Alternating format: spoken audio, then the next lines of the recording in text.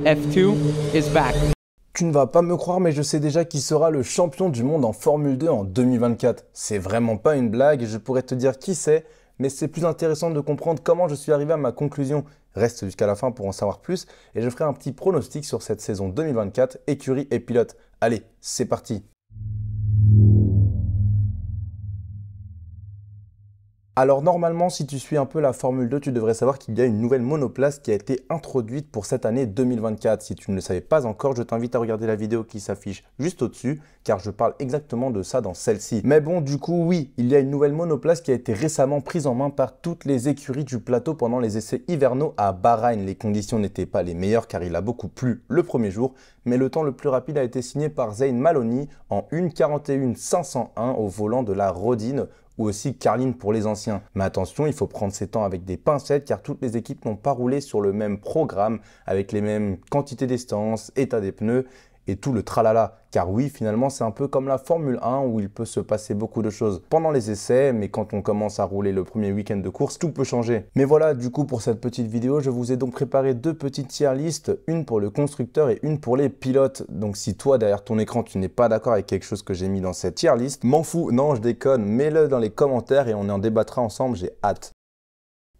Et c'est parti pour la tier list des constructeurs. On commence tout en haut avec, bien sûr, en rang, on a favori, A, B, C et P dernier tous les week-ends pour les équipes qui sont vraiment éclatées au sol. On n'oublie pas qu'en Formule 2, en équipe, pour l'instant, en premier d'un point de vue classement, on a Art, Prema, Rodin, Dams, Invicta, MP Motorsport, Valama Sport Racing ou VAR, Hightech GP, Campos Racing, Trident et PHM Racing. Donc voilà, on commence directement par les P derniers tous les week-ends. J'ai logiquement mis PHM, anciennement Charouz, et Trident. Ce sont deux équipes qui sont mauvaises et qui préparent mal leur voiture. Elles ont toutes les deux ensemble seulement 4 victoires et les meilleurs pilotes dans ces deux écuries étaient quand même Verschoor, Novalak chez Trident et chez Charouz PHM aujourd'hui, c'était Fueco qui a gagné 2 courses. Ces deux équipes ont toutes les deux plus de 140 entrées dans le sport auto en Formule 2 et pour seulement 2 petites victoires par équipe, c'est vraiment pas ouf. Maintenant, on arrive directement au tiers C. Juste au-dessus, j'ai mis Campos parce que Campos a 4 victoires et a fait une dernière année plutôt pas mal contrairement aux autres.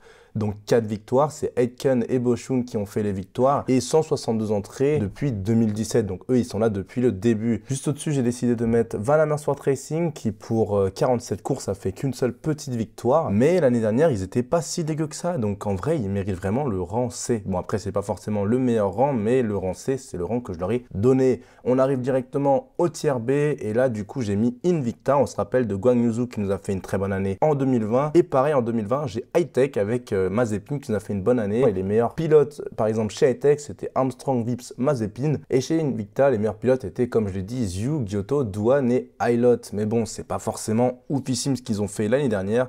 Mais à voir cette année, peut-être des points, pourquoi pas un podium. On arrive directement au tiers A et ça devient intéressant. Et j'ai mis Rodin, Carlin. Pourquoi eux? Parce que ils étaient tout simplement champions en 2018. Ensuite, j'ai mis Dams, champion 2019 et champion 2022. La MP Motorsport, donc c'est toutes des équipes qui ont déjà été championnes dans la catégorie.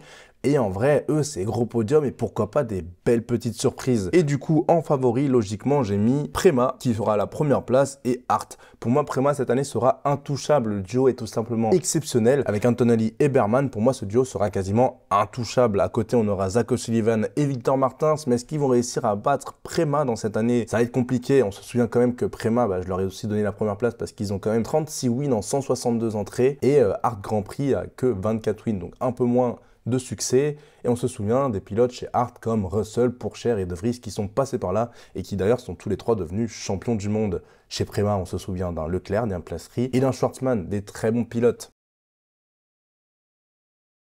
Et c'est parti, on se retrouve maintenant pour la tier list des pilotes avec le meilleur rang qui est favori et le pire rang qui est mais que fais-tu ici? On commence par mais que fais-tu ici? On a directement Joshua Dirksen. Le Paraguayen, désolé, il n'a rien fait d'exceptionnel dans sa carrière.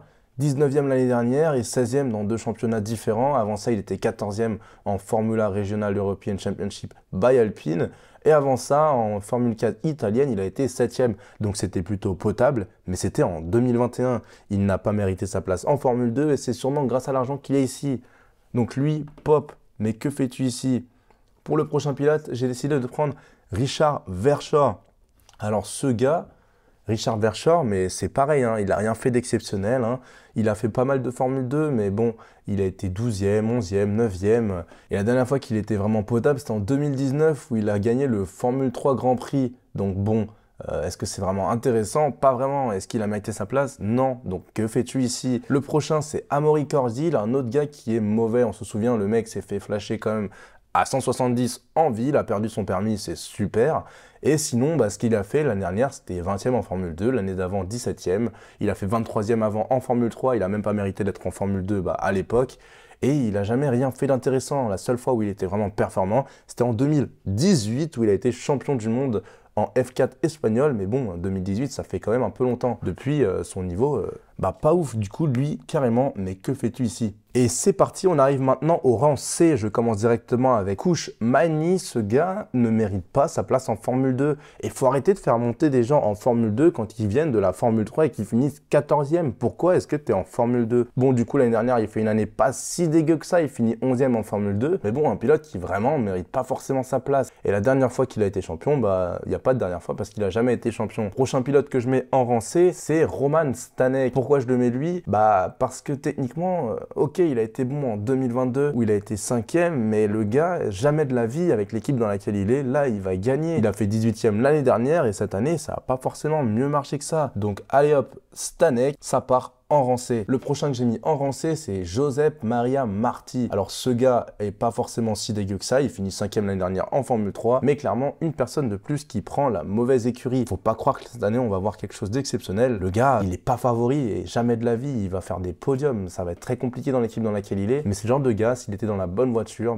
il pourrait faire des dingueries, mais il va juste finir comme pas mal de pilotes à faire des résultats bof et un jour il va disparaître. Prochain en rang C, c'est Tyler Barnard. Alors ce gars, il se précipite un peu trop. Il aurait dû faire peut-être une année de plus en Formule 3 avant d'arriver en Formule 1. Il prend la pire équipe et vas-y, hein, on va voir ce qu'il va faire cette année dans la pire équipe. Moi je vous dis 0 points, 0 rien. Ça lui sert vraiment à rien. Alors que s'il avait fait une année de plus, il aurait peut-être pu finir dans une académie junior et vraiment faire quelque chose d'intéressant. Et le dernier que je mets dans le rang C, et là vous allez peut-être pas être d'accord avec moi, mais c'est simplement Juan Manuel Correa. Bon, il n'a pas été dégueu, mais on se souvient qu'il a eu son accident avec Antoine Hubert en 2019. Depuis, compliqué, et il est revenu en 2021, mais ses résultats ne sont totalement pas au rendez-vous. Il est 21e en 2021 et 13e en Formule 3 en 2022. L'année dernière, il fait 19e en Formule 2. C'est compliqué. Est-ce qu'il mérite vraiment sa place ici? Pas forcément. C'est sûrement sa dernière année en Formule 2. Je le mets en rang C parce que je m'attends pas à grand-chose de Juan Manuel Correa. Ça y est, on arrive au rang qui commence à être intéressant et à être potable. On commence directement avec Enzo Fittipaldi que j'ai mis en rang B parce que le gars, en Formule 2, il a tout simplement jamais été très mauvais. Cette année, il est avec Van Amersfoort Racing et à voir ce que ça donne. C'est pas la meilleure équipe, mais bon, nouvelle année, nouvelle voiture, on va voir ce que ça donne sur le long terme.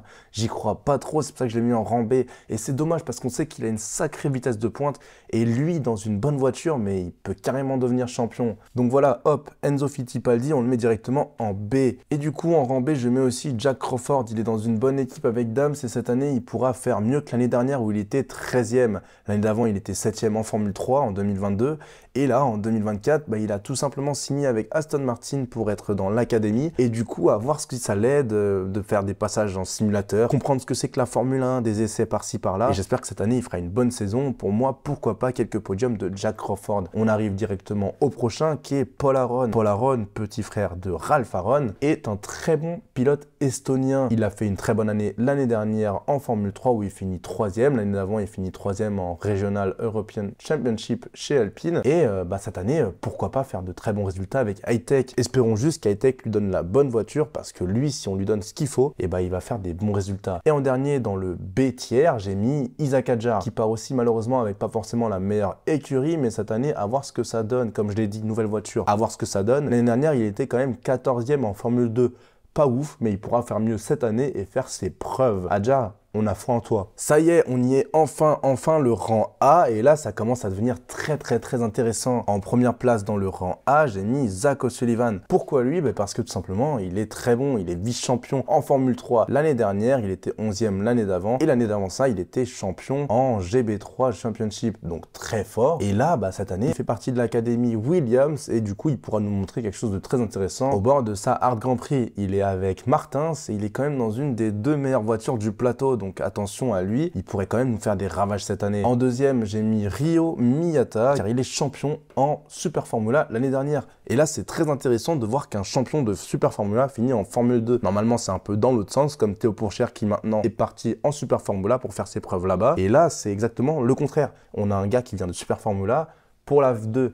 À voir ce qu'il devient, j'espère qu'il sera bon et en vrai, il est limite favori pour cette année, mais je ne l'ai pas encore mis là-dedans parce qu'il n'a pas encore l'expérience pour être un favori. Donc bon, à voir ce que ça va donner cette année. Et en troisième, j'ai aussi mis Dennis Hauger, le champion de Formule 3 en 2021. Le gars, il a été bon. Après ça, il a fait une année en Formule 2 directement 10e. Moi, je vous dis, si vous faites votre première année en Formule 2 et que vous êtes dans le top 10 sur votre première année, ça va. Le but après, c'est juste de faire de mieux en mieux. L'année d'après, il a fait 8e en 2023 et cette année, tout est ouvert pour lui. Il est avec MP Motorsport et attention, il pourrait nous faire une petite Drugovich et gagner cette année. Et en prochain, j'ai mis Bortoleto juste derrière Dennis Hauger. Pourquoi? Parce que le gars, il est quand même champion l'année dernière en FIA F3. Cette année, il signe avec McLaren pour être dans l'académie junior. Du coup, il aura quelques vues sur tout ce qui se passe en Formule 1, ce qui va le faire monter en expérience. Et je ne l'ai pas mis en favori non plus parce qu'il n'a pas encore assez d'expérience en Formule 2. C'est un tout nouveau, il n'est pas forcément dans la meilleure équipe. Invicta, mais bon, à voir ce que ça va donner cette année. Et attention, le dernier que je fais monter dans le rang A, c'est Franco Colapinto. L'Argentin n'est pas mauvais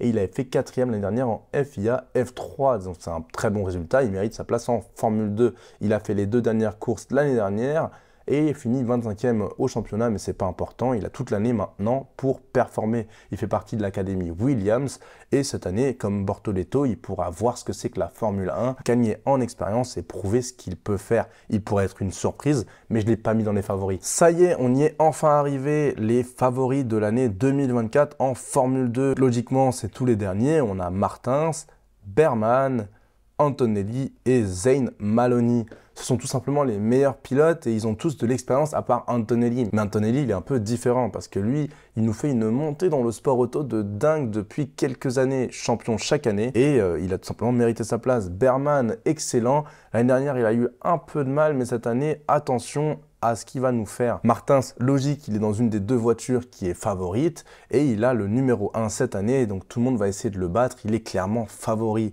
Et en dernier, on a Zane Maloney qui lui a une très bonne vitesse de pointe et chez Rodin Motorsport ou anciennement Carlin. Et cette année, attention à ce qu'il va nous faire. On se souvient qu'il est quand même vice-champion en Formule 3 en 2022. L'année dernière, il nous fait 10e en Formule 2, mais cette année, tout peut se passer. Il fait maintenant partie de la Sauber Driver Academy. Et vous alors, vous en pensez quoi de cette tier list? Passons maintenant au pronostic avec toutes les informations de mes petites tier list. Si je devais donner mon top 3, je dirais qu'en 3e, on aura Maloney. Il n'est plus sous contrat avec l'académie Red Bull, mais Sauber, et en faisant une très bonne année, il pourrait très facilement carrément devancer Théo Pourchaire dans la hiérarchie de l'académie. Passons maintenant au vice-champion de cette année 2024 et je pense qu'on aura Kimi Antonelli. Plus besoin de le présenter, le petit Italien de 17 ans n'aura même pas besoin d'être champion en F2 pour finir en Formule 1. Je suis sûr qu'un top 5 devrait suffire pour une place chez Williams et un top 3 pour la Mercedes. Je pense qu'il aura juste un peu de mal avec Berman qui a quand même beaucoup d'expérience. Et maintenant, on arrive aussi directement au champion de l'année 2024 et j'ai mis tout simplement Oliver Berman. Il a la bonne équipe avec Prema comme Antonelli, mais je pense que justement c'est son expérience de l'année dernière en Formule 2 qui va faire qu'il va devancer Antonelli. On espère juste pas trop de points entre les deux. Et s'ils nous font tous les deux une saison exceptionnelle, mais il y aurait carrément la possibilité que les deux finissent en Formule 1 en 2025. Mais bon, seul le temps nous dira si ce que je viens de dire va vraiment se produire ou pas. Et toi alors, qu'en penses-tu et qui va être le champion en F2 2024? Dis-le moi dans les commentaires, j'ai hâte d'avoir ton avis et d'en discuter avec toi. Si tu veux faire ta propre tier list, n'hésite pas, elle est publique et tu as juste à mettre tier list F2 et tu trouveras la bonne tier list. Tu pourras la partager dans le Discord et pour soutenir la chaîne, n'hésite pas à liker, t'abonner et partager cette vidéo pour suivre le sport auto à travers ma vision plutôt critique. Allez, j'espère que tu en auras moins marre d'être un noob. À très vite.